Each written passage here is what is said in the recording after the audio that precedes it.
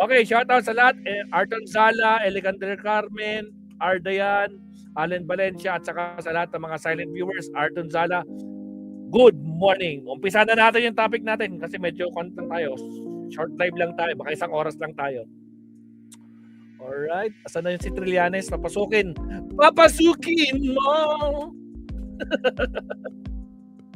Tragis, hindi ko pa rin makalimutan yung takbo ni Bato, no? Parang siyang ginahabol ni kamatayan sa sobrang takot. Anak ng kamote, mga kabsat. Diyos ko, Lord Rudy. Ito, Trillanes, pasok! Teka lang, yung background music natin malakas. Pakinggan natin si Senator Trillanes. Ito yung pinakaunang interview ni Senator Trillanes, no? Pagkatapos ng mga pangyayari kapon, ito yung pinakaunang update. So, ito yung pinaka-update natin. Senator Trillanes, pasok! Bang kayo ang incoming DILG Secretary? Ayo! Wala pa po. Nakita ko yan mukhang mag-o-out si Kwan ngayon, si Trillanes. According kay Kwan yan nakita ko kay Banat Boy kahapon. Si Trillanes, si Recto, babalik sa finance. Tapos yung isa, basta yun, pinakita ko na kahapon yun sa live natin. Social media pagising ko kanina umaga. Totoo bang kayo ang incoming DILG Secretary? Wala pa pong mga ganyang mga impormasyon, ano? Wala po pa tayong natatanggap. So, ganun lang po 'yun. Pero meron bang nag-alok sa'yo na kayo ay magiging DILG Secretary, yung Malacanang? Wala pa po na naririnig din lang. Senator Trillanes, narinig ko na din yung walang-walang yan. Sabi niya, wala pa nga yung warrant of arrest ni Bato de la Rosa, di ba? Wala pa. Pero nung sinabi ni Cayetano, nandyan po si Senator Bato sa parking area. Paakit na po siya dito, no? At buboto siya. Putragis, ora-orada, nandyan na yung warrant of arrest. Hawak mo. Diyos ko, Lord Rudy. Pero okay lang yan, mga kapsato. Ito, pakinggan natin Senator Trillanes. Pasok. Po natin yan sa mga sa social media. Ayun. Yeah. So pareho lang tayo na parang nagpo-float lang pero wala pa nothing official kasi baka bukas makalawa kayo na i-anunsyo lang kayo ng Malacanang Senator na kayo na yung DILG Secretary. Wala pa naman pong formal offer ang Malacanang. Wala pa po. Ayan, okay. Siguro yung iba na-excite lang din kasi kayo may kopya na ng warrant of arrest ng ICC, and yet dinideny pa ni DILG Secretary John Vic Remulla. Hindi niya alam eh. And true enough, after a few hours, lumabas nga na merong nga pong warrant of arrest. Sabi ng iba, bakit si Trillanes ang may bit-bit ng warrant of arrest? Bakit nga po ba nagkaganon, Senator? Epic online action game War Thunder lets you dive into massive battles and experience the full power of... Mga kakabsat, may ba? According dito kay Banat Boy, hindi ko alam kung saan niya nakuha yung source niya. Hindi ko alam kung bakit hindi umabot sa radar ko to. Executive Secretary si Abalos, Wabzat, no? Si Abalos. Alam naman natin si Abalos, dating kwan yan, DILG. Ngayon, ang DILG na daw is si Trillanes, ang finance recto. Legal advisor, Coco Pimentel, mga dilawan. Talagang wala pinipili si Pangulong Bongbong Marcos. Bukas na ito, sinabi niya, ibig sabihin ngayon, manifesto realization. Abangan natin ang breaking news rate mamaya. Gulatin nyo kami! Ganun na nag-announce nito last year pa. Si Ombudsman. Si Ombudsman Remulla, sinabi niya, sinabi niya meron daw, sabi niya gano'n. Bakit hindi siya naniniwala doon sa kapatid niya? Di ba? Tapos, incidental lang po yun na hawak na pinakita ko yung warrant kasi nasa NBI po yung warrant.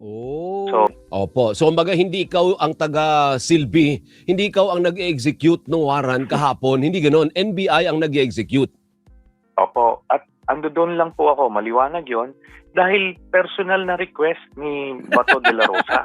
Akala ko naman, pagka sumama ako doon, sasama siya.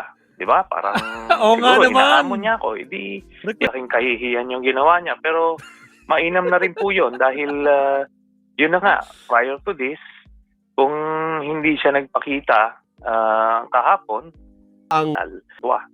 so yun po yun, life imprisonment. Hindi kayo tumakbo at hindi kayo natakot, hindi kayo nagtatakbo. Yes, opo.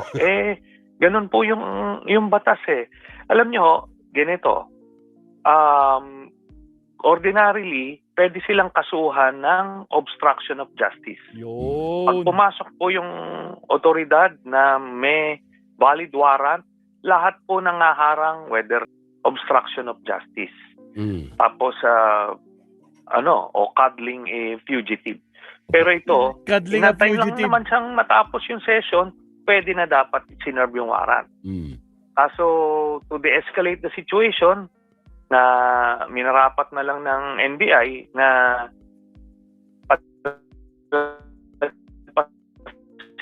itong araw na to kahapon, so para kumalma yung sitwasyon. Opo. So hindi po, kahit po yung bagong Senate President, si Alan Peter Cayetano, hindi niya kayang pigilan yan o i-assure yung kanyang kabaro, si Senator Bato de la Rosa, na hanggat ako ang Senate President, hindi ka pwedeng bitbitin o damputin ng NBI o kung sino mang otoridad dito from the Senate. Opo, hindi po pwede yun. At to personally witness the Arrest. arrest as requested by Ni Mr. Bato. Yun lang po naman. Pero inabangan ko sila, sinamahan ko yung pagka dinitain nyo itong mga NBI agents. Teka lang, tama ba yung narinig ko? Yung Sergeant at Arms, bata ni Bato? Teka nga, Trillanes. So, Ano pala, ni Bato, no? Na DDS yan, di kaagad-agad. Trying to serve a valid warrant. Kaya hindi mo pwedeng i-detain yan because of that. So ngayon, di yung isang nagtangka, talagang arrest, siya mismo yung aarestuhin. Nagkakiskisan po doon kagabi. Ayun. Pero may bahid politika din po kasi yung issue. Hindi lang sa matter of law enforcement. Kasi pag tinanggal po, pag inaresto si Senator Bato, o di 12 na lang yun yung may iwang senador ni newly installed Senate President Alan Peter Cayetano. Hindi ba para siyang may aspetong political din na kaya siya lumutang para magkaroon sila ng 13 at mapalitan ng liderato sa Senado, hindi ho ba?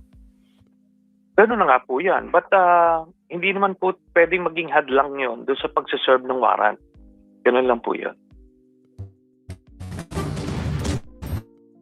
Well.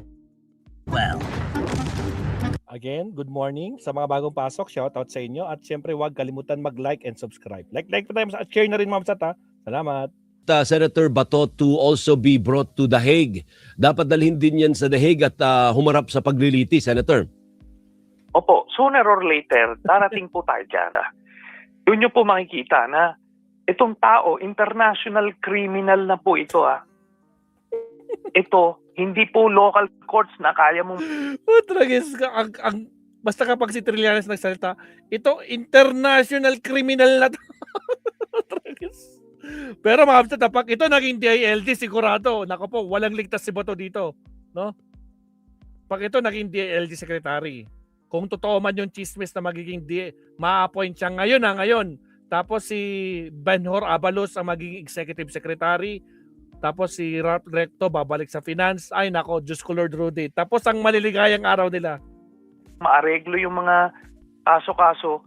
Doon po sa ICC, hindi mo kayang aregluhin. Kaya nagtatago po ito.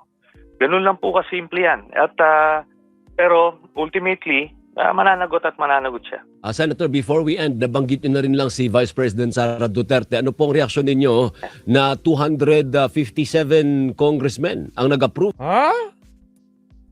250? Akala ko ba 255? Nagdagan ng dalawa pa? Ay, Diyos ko Lord, nakakahiya naman yan. Diyos ko po, Rudy.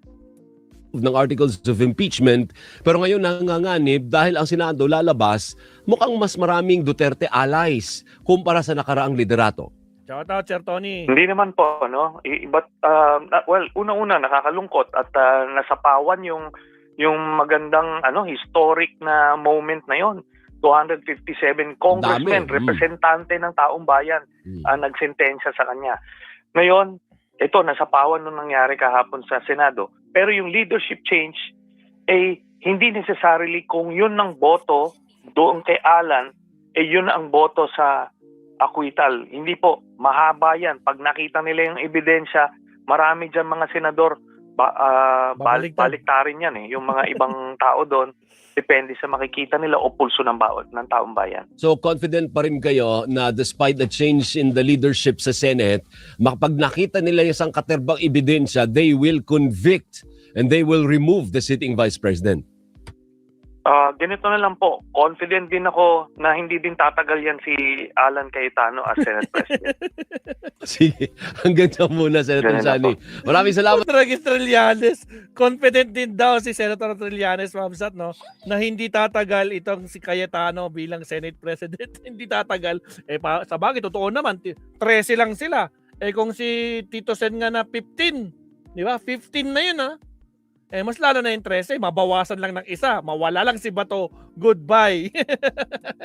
Diyos ko po, Rudy. Po, mabuhay po kayo. Thank you. Mabuhay po kayo. Si Senator Anton. Ay, grabe naman, Mamsat. Grabe naman tong si Senator Trillanes. Grabe, Tito the Max. Ha? Kung makapagsabi ng international criminal itong si Bato na pugante. Diyos ko, Lord.